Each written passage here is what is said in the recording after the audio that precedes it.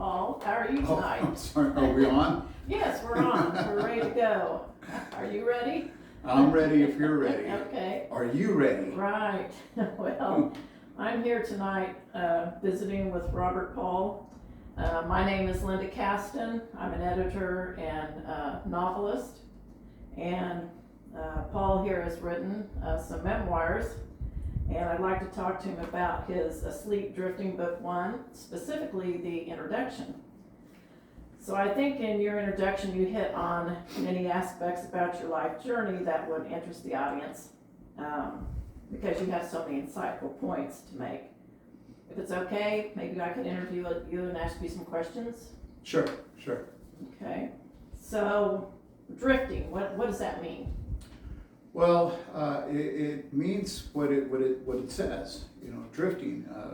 And I like for the audience, maybe imagine yourself on a raft going down a river. You don't have a motor attached to that raft, nor are there any oars.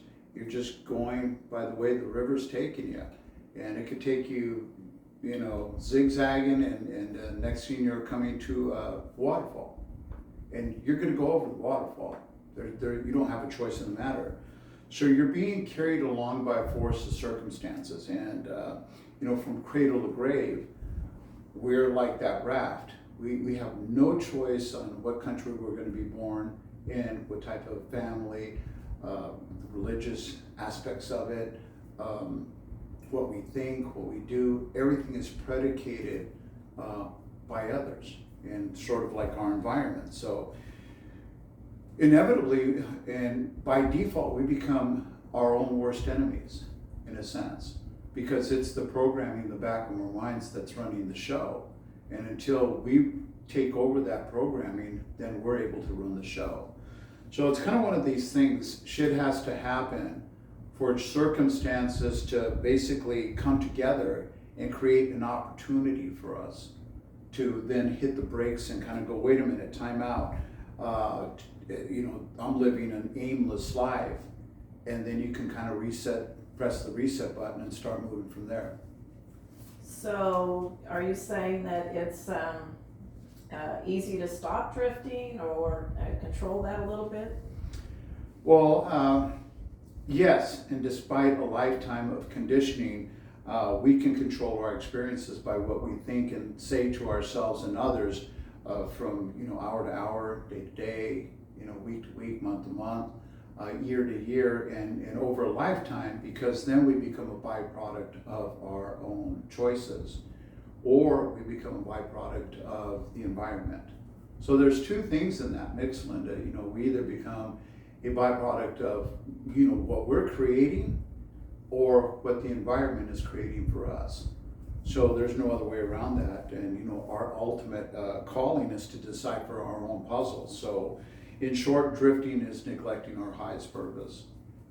Okay, so in your introduction, you also go on to talk about your personal addiction with drugs and alcohol and how you finally reached sobriety after so many failed attempts. How did you manage to do that? Well, it's failed attempts. That's the key word. You know, failure, you're going to fail, you know, once, twice, 20 times, 100 times, 1,000 times, 10,000 times, like Edison did. You know, he failed 10,000 times trying to create the light bulb. You know, Edison failed numerous, countless times. You know, a baseball player has to fail, believe it or not, 7 out of 10 times, you know, to hit, you know, in other words, have a 300 batting average, he has to hit the ball 3 times out of 10 times and probably get himself into the Hall of Fame. So failure is not a bad thing. Failure is a teacher at the end of the day. And so when it came to my situation with, you know, suffering at the hands of my mother with, you know, child abuse, and then I grew up through the environment, and then I developed a bad habit that became a compulsion, and later on it became, you know, my particular destiny for that time. So I took my first drink when I was 5 years old, and guess who gave it to me was my mom. You know, she poured at me a big glass of coffee, a coffee cup full of Boone's Farm, apple flavored Boone's Farm. You know, it tastes like that Jolly Rancher apple flavored Jolly Rancher, minus the alcohol, right? And she was there with her boyfriend. So that initial action grew legs, and over the course of the next, almost 40 years, or 14,600 days, I was a full-fledged drunk and an alcoholic. You know, so then I added, that the drugs and the alcohol were there just to cope with life, and this to deal with the destructiveness of my mom's child abuse. So it's not what I had in mind as, growing up as a youngster, to have, but my unchecked drifting developed a lot of unhealthy, non-beneficial, toxic relationships with other people of like mind. And I found myself at the end of a very thin emotional rope. And, it's a hard stop, Linda. Well, it sounds like it, and I know that, your journey was quite interesting in how you overcame your addiction. So what out of that what kind of advice could you give others who are also struggling? Well, I don't have any advice for anybody. Advice is like assholes. Everybody's got one, and it's worthless. All I could do is hope to inspire the audience and to spur you guys on to find the best combinations of ingredients that are going to work for you. You're the only one that can figure this out. Bruce Lee says there is no help but self-help. I cannot help you to find freedom, for freedom exists within you. The master said that, so it's a very true statement. So, it's just kind of work on a combination, whatever it takes. Bow to the east, put a lucky stone in your pocket, rehearse some mantras, meditate, hop on one leg, whatever, doesn't matter.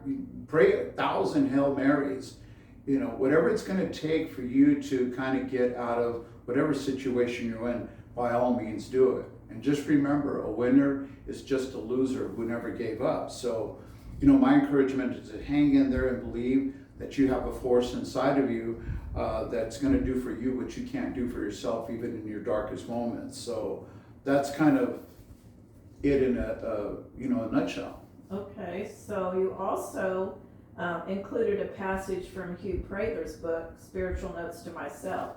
Just kind of curious why you included that. Well, I was at a point in my life where, I was a very high-end drunk. I lived in Long Beach on Ocean Boulevard, facing the ocean. I could see the Queen Mary, my balcony. I could spit down onto the sand, and very beautiful place. Had the closet that was wall to wall of Italian suits and whatever 540i BMW. Just was dating any woman I wanted. I could just go. Money was not the object at all. And there was just a big hole in my heart, and I couldn't figure it out. And drugs and alcohol wasn't doing it for me. AA wasn't doing it for me because I didn't see the sense in that. I had went and just kind of going, well, okay, I'm not an alcoholic. I don't have a disease. I have developed dug a big hole because I have a bad habit that's become a compulsion. Now it's become a part of my behavior, and it's now looking like it's part of my whole destiny. I got to get out of this thing. So I'm looking to go to meetings and say, hi, my name is Paul, and I'm an alcoholic. And then everybody goes, hi, Paul, and then just repeat the stupid story over and over again of my dreadful experience. And then 25 years be doing the same thing, repeating the same shit, just being stuck in that moment and not, I knew there was something else, and I wanted peace and happiness, and I wasn't going to exchange one addiction for another, if that makes any type of sense. So I came across Hugh Prather's Spiritual Notes to Myself, and there was a passage there that really, to this day, years and years later, stuck with me, and it made a lot of sense. It made a lot of sense, things that I never came into my mind. So I'm going to go ahead and read it to you guys really quick. And so he writes, In your life, you believe many things, and most of them have proved wrong. Perhaps you relied on new movements, old religions, or exotic thought systems, on group meetings, therapies, or cutting-edge psychologies, but inevitably they disappointed you. You try to meditate and turn to God, but it seems to have no effect, or one so slight and temporary that the effect appears pointless. Now here I am telling you to wake, but here you are having to deal with a world that seems very real and a God that seems very remote, if true at all. All I can tell you is that the time comes when you have to take a leap of faith. You won't get there by taking one small, safe, reasonable step after another. That got you to this point, but now you have a decision to make, and this time it has to be permanent.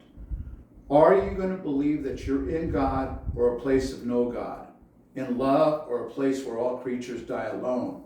In eternity or a place where change destroys everything? You can choose what you believe, but what you believe will not change the truth.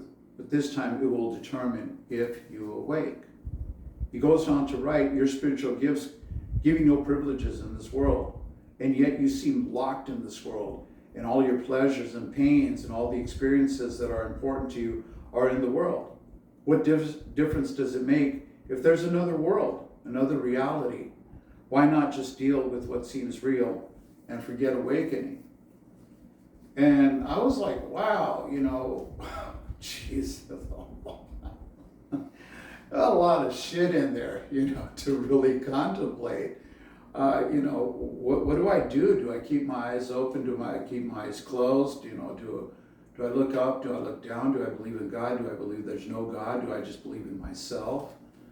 Is myself worth believing? Why me? Why was I born to a mother that was horribly abusive and used to beat the shit out of me at every turn? And I had no chance. She took out all her frustrations on me because I was the oldest child. I had a brother, 2 sisters, and we were all born from different fathers. We were in a small town in Espanola, and my mom had a very unsavory reputation. And growing up, I remember going to school in 2nd grade, my first day of school, and I had to go across Hernandez Highway, the 2nd grader, right? And I'm climbing up this hill, it's full of gravel, and just traversing my way to school as a 2nd grader, mind you.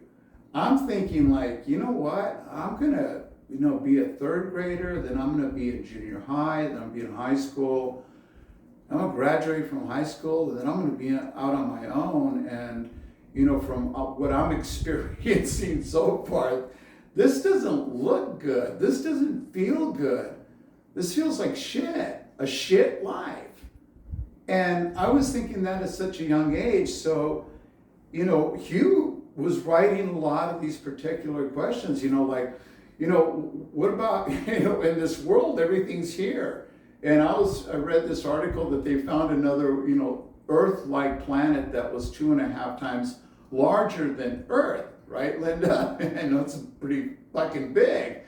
And I was thinking, well, if we can find some, wormholes and, whatever, and, maybe, 100 years down the road, we can make it that our new home, we're probably going to fuck up that place too. Because it's the human condition. The human condition could go to anywhere in this whole universe, and we're still fucking there. We're with ourselves. So what was the answer for me was, it was self-awareness. We have to be self-aware of what's going on, and then make the adaptations to, not only deal with this crazy world. We live in an insane world that causes us to act insane. We are all fucked up, period. I don't give a shit if you got $100 million or you got $1. We're all fucked up. So my thing was okay, find a purpose. What are you going to do? It's getting a definite purpose. And then, coupled with a clear understanding of what you're going to do and a burning passion for it, there is nothing that's going to hold you back from failing. It's impossible for that to happen, for you to fail. If you just don't give up, so you can accomplish anything that you choose. Well, that included a lot of insightful information, and I know that there are a lot more things in your book, but what other things in the introduction would you like to talk about that we haven't, maybe about finding purpose in life, or what can people do to mimic what you've done so they don't have to reinvent the wheel all the time? Anything you want to add to that? Well, it's just really simple. The self-awareness and coupled with a definite purpose is going to give you the power to pursue your objectives and minimize distractions. That's the main thing, minimizing any type of distractions. You just have a tunnel vision, a laser-like focus, and I encourage you to read my experiences, my hopes and dreams, to add clarity to your existence. And I know that right now it might be a little bit confusing. You might feel lost, frustrated, even confused about how to create a new beginning. I get it. I've been in your shoes before. And it's kind of like, what ends up becoming like a different day, same shit type of mouse maze that we're in. And you get caught up in it, and it's very insidious. So, life isn't fair. It's never going to be fair, and sometimes it's downright cruel. But sometimes you have the power, and you have to understand that you own the power. The power only exists in the present. That it doesn't exist like yesterday or 5 years ago when your girlfriend dumped you or something like that. It definitely doesn't exist there. It doesn't exist tomorrow. So it's in you to become the person that you're meant to be, and it's never too late. Even death can't keep you from that. So if I can show the wisdom that I've gained over the years to keep others from following in my fuck ups, then every word in this book is going to be worth it. Because of all the stuff that I've gone through, and maybe you can glean from that. Linda has this thing. What is it? The semi. Well, go ahead, Linda. Oh, I said you don't have to get hit by a semi truck to know what it feels like. You're right. Exactly. So I think sometimes, we have to, there's this propensity in us because of the human condition, our DNA, I don't know what the fuck it is actually, that, somebody tells you, hey, don't do this, and, blah, blah, blah, and you kind of go, don't know what the fuck he's talking, want to do it anyway. I'm across this busy highway. And then you get hit by a car and you're like, shit, I should have listened to him. So it's crazy. And your life, my friend, is priceless. And I'll tell you this, if tonight you get with yourself and you find a quiet place and turn the lights off and just get and think to yourself, your life is priceless, my friend. It's priceless. If you were to die, there would be no amount of money in the whole wide world combined that could bring you back. So your life does have meaning, and you need to share it. It's what it's all about. And whether you believe that or not, and by searching for your purpose, you're going to find the power to take your life back. And I hope this book is going to move you to think and contemplate and, stuff like that. Where are you at this point in your life? And what actions are you willing to take to transform yourself and to impact others? That's what it's all about. Well, I'm sure that you've piqued their interest, and I can attest to the fact that your life story is pretty compelling. So where can our viewers find your book? Well, you can find it on Amazon under Sleep Drifting Book 1 by Robert Paul. That be me. Mm-hmm. And also hit the subscribe button and like button if you like this video. Subscribing is going to open up some doors for you, because then I could send you, I'm going to not stop here. This is the introduction of the book. I'm going to read chapter 1 live and then make some little side comments on there. And then you could add, hey, Paul, I like this. What did you mean by this? Or really, whatever. You can also email me. So this is part of this whole thing. If after you see this, email me. My email is asleep@robertpaulcreations.com. It'll be on there as well as on the platform. And ask me anything that you want. Anything, doesn't matter. And anything you want to know, and anything that I can maybe help you with and encourage you any way that I can, I promise you I will do that. Also, with the videos that are going to be coming out every 2 weeks, so chapter 2, 3, 4 till the end of the book, kind of like a good audiobook. And I will be releasing audiobooks on all my books eventually during this next calendar year.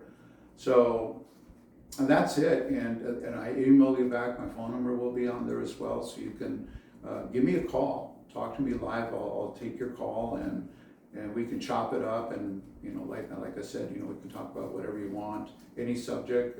There's no subjects that are off limits, and I just really want to help people. I mean, because miracles are alive and well in this world today, and if anybody could do it, if I can do it, anybody can do it.